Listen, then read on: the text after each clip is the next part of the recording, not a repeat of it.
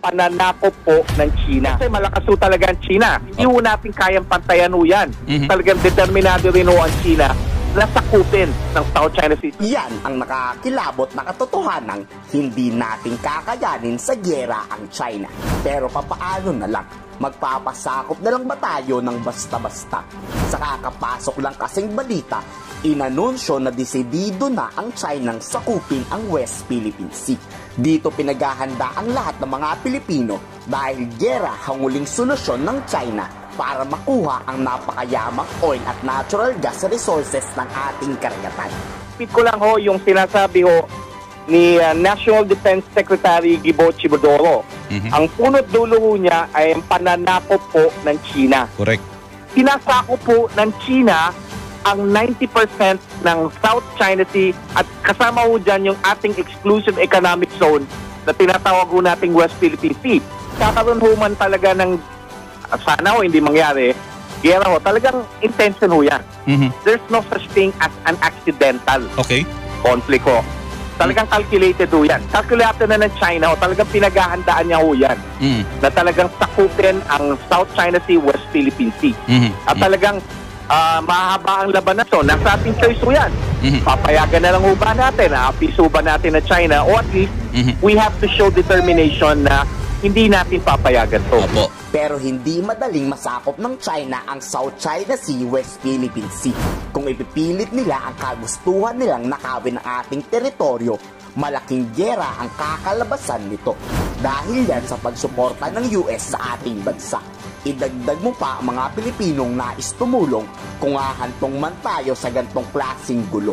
Babala ng Amerika sa China, kami ang kakalabanin nyo pag ginalaw nyo ang aming minamahal na Pilipinas. So ano ho gagawin natin? Kung mas malaki ho ang kalaban, maglilay ho tayo sa ating treaty ally. Meron ho tayong alliance. So yung pinukonduct natin na maritime cooperative activity, it is of course on the basis of the 1951 Mutual Defense Treaty. Kumbaho ng Amerika na hindi nyo pwedeng talagang pitikin ang aming ang alay, ang Pilipinas. Yun. Tignan ho, hopefully ho, hindi ho talaga magkaroon ng hidwaan o talagang armed conflict. We expect it. Kasi talagang determinado rin ho ang China na sakupin ang 90% ng South China Sea. So talagang pinapakita rin ho nila sa kanilang mamamayan na hindi sila papalag sila. Dapat hindi matakot ang Pilipinas makipagyera sa China.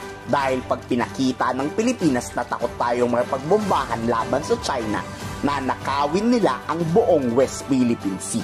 Gusto nyo bang mangyari yon? Siyempre hindi. Aatraso tayo, ibig sabihin takot tayo sa China. Opo.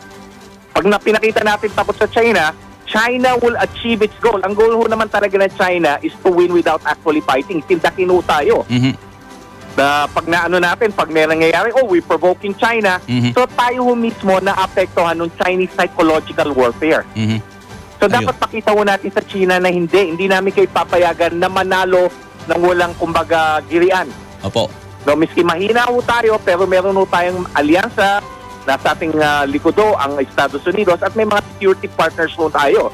Isa na ho dyan, of course, Japan, nandyan ang Australia, nandyan ang South Korea, nandyan rin ho kung natin itatap natin ang Taiwan at ang India. Yung India, naalaman ko yung India, gusto rin makapag-military exercise sa atin yun, Dr. De Castro.